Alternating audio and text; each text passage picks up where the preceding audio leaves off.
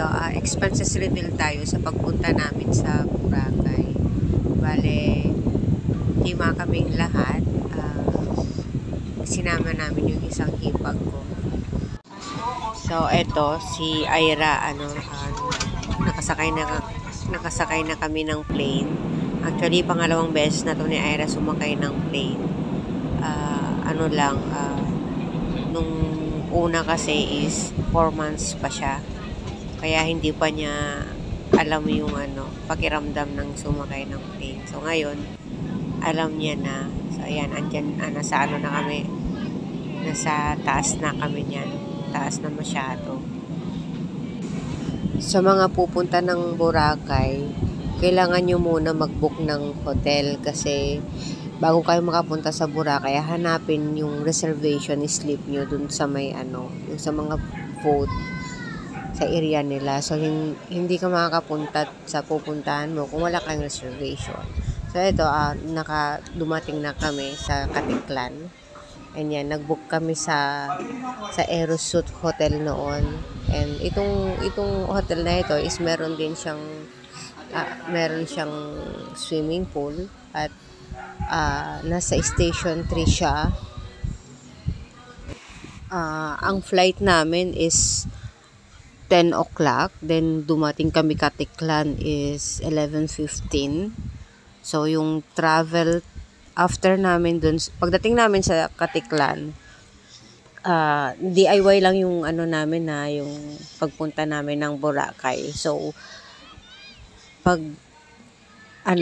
bago kami pumunta, nanood muna ako ng mga vlogger, sa YouTube, kung paano, yung mga gagawin, gano'n. So, niready ko na yon. So, pagdating namin doon, sumakay kami ng tricycle, papunta doon sa may boating, yung parang mga reservation nila. Tapos, pagdating namin doon, may mga binayaran kaming mga environmental fee or basta mga fee. So, siya, mamaya sasabihin ko lahat kung magkano yung mga nagastos namin or I will post it here. Pagdating namin sa hotel, kumain lang kami saglit and then pumunta na kami ng dagat para i-enjoy din agad. And then, ayun. So, yung first day namin is inikot lang namin yung station 1 to station 3. Dito pala sa Boracay, maraming nag-o-offer ng mga island hopping or land tour, yung mga ganon. So, una, trinay namin yung island hopping. Ayan, marami kaming kasama. And then, pumunta kami ng mga Puka Beach. May mga pinuntahan kami doon na magaganda, kaya lang hindi ko nabura ko na kasi yung mga video and then mayroon din kaming pinuntahan yung parang malaking lutuan, nakalimutan ko yung parang ng mga witch yung tapos yung pag nag-island hopping ka, may free may free lunch na siya and buffet siya. And may drinks na rin. So, I think ang binayaran namin dun sa island hopping is 750 each. So, pag 5 kami, 750 times 5. So, yun. Actually, maraming island yung napuntahan namin. Kaya hindi ko na maalala. Ang maalala ko lang talaga is yung Puka Beach. Kasi, parang sikat kasi siya. And then, maganda tong island na to. Kaya lang, sobrang taas din ng mga alon. So, pagka may mga kasama kayong mga kids o mga baby, hindi siya masyadong advisable kasi masyado siyang parang nakakatakot din. So, kailangan nyo tignan talaga yung mga kasama nyo back. And, isa sa mga pinuntahan din namin sa island hopping is yung Crystal Cove. Dito, may mga fees pa na babayaran dyan. Ito yung na-enjoy ko naman sa island hopping. Grabe yung dagat mo. Ang ganda. And then, as in, ang peaceful ng island. And then, ayan, parang mawawala lahat ng problema mo dyan pag nandyan ka talaga. Ang ganda. Sobra. Ang disadvantage lang ng island hopping is yung pagka mahiluhin ka, hindi ka pwede kasi nakakahilo talaga siya. Tapos, ayun, may kasama kaming bata na mahiluhin yung panganay ko. Pag nag-island hopping kayo, may mga fees na hindi included talaga sa binayaran nyo. So, separate kasi siya. So, dapat, pag pupunta ka, meron ka talagang budget. Kasi, minsan, kung gusto mong puntahan yung isang area, may additional fee. Yung mga nag-o-offer ng island hopping, sinasabi naman na nila na may mga island na kung gusto mong pasukin yung loob gaya ng Crystal Cove, may additional fee yun. So, yung Crystal Cove kasi medyo pricey siya. So, hindi na kami pumasok. Nandun na lang kami sa area, dun sa may island lang na nag-enjoy lang na lumangoy, yung mga ganon. Ganito yung nightlife sa Boracay. Grabe, ang daming tao. Tapos yung first night namin dito is kumain kami sa Sala Carmela. Sila yung pinakamurang yung buffet. Unlimited yung food. So, yun. Parang nagbayad kami ng 399 each. Ayan, so 399 each times 5. Yun yung pinakamurang food sa kanila dito sa Boracay. Ito naman yung breakfast namin sa hotel. Free breakfast naman yun. And hindi nga lang siya buffet. Which is akala ko nun is buffet siya pero hindi pala. Ayan, mamimili ka na lang kung ano yung gusto mong breakfast. Yung Boracay pala namin is 4 days, 3 nights. So, yung first day namin is inikot lang namin ang station 1 to 3. Yung second day namin is nag-island hopping kami. And then, itong third day namin is nag-land tour kami. Yung land tour namin, mas na-enjoy namin kaysa sa island hopping. Kasi dun sa island hopping, nakakahilo. Hindi advisable sa mga bata talaga. So ito, mas nag-enjoy kami. Ayan, ang pinuntahan namin sa land tour is ito, yung mangrove ng Boracay. Ang ganda dito kasi ang daming may makikita kang maliliit na yung mga seafood, yung crab, yung mga shrimp, yung mga ganon, mga fish, ganon. So, marami to.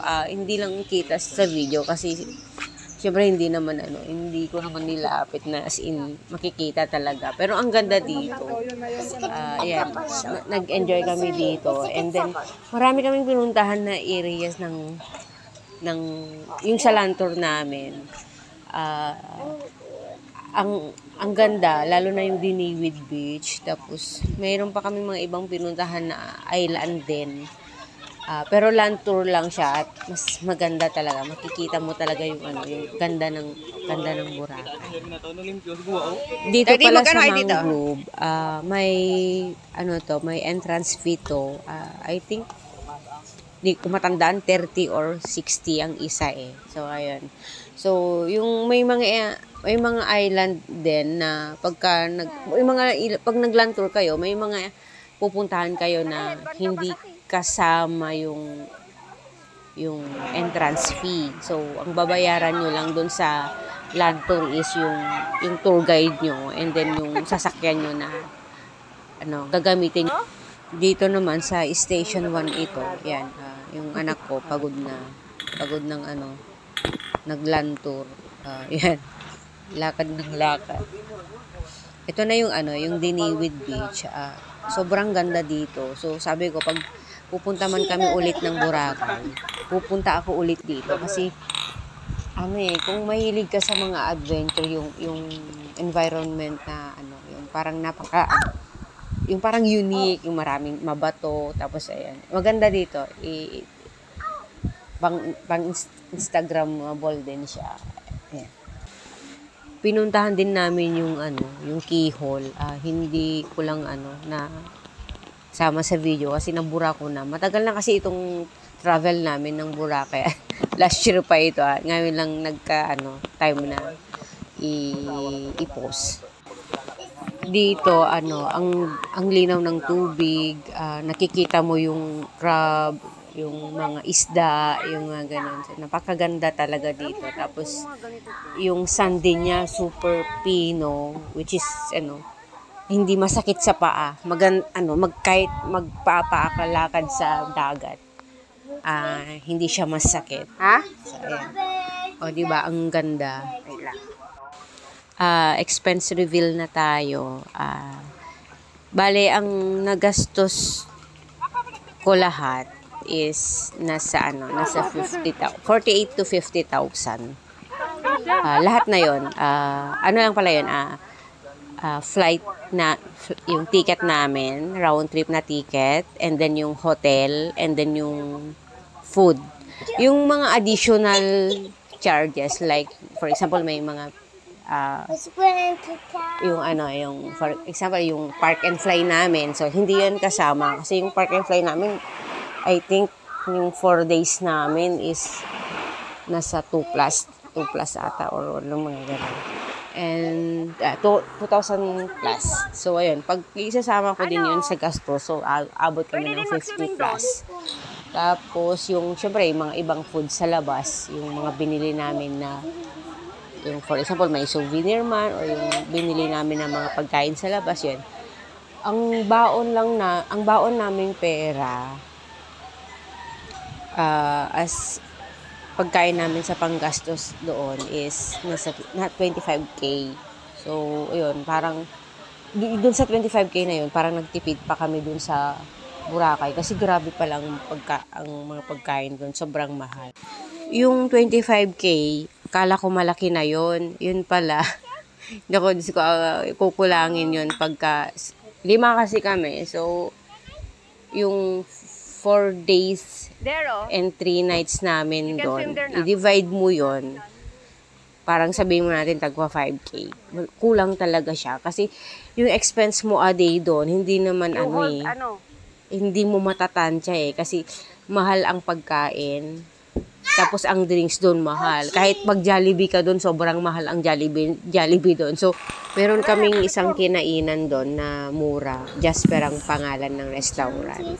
Yung round trip ticket namin, 5 is 13,000. And then yung hotel naman namin is 12,000. So, 25,000 na siya. So, ayan, may baon akong 25K noon for our allowances. Tapos kulang siya kasi nagamit ko din yung credit card ko dun eh. So, yung dala kong 25,000 na cash, nagkulang. Actually, ang natira lang ata is 500. And then, so lahat, pag-uwi namin, credit card, lahat, bayad na namin lahat. Pati yung food namin pagdating namin dito sa Manila. So, siyempre, nagutom na kami after ng flight. Ayun. So, lahat na yun, credit card na ang gamit.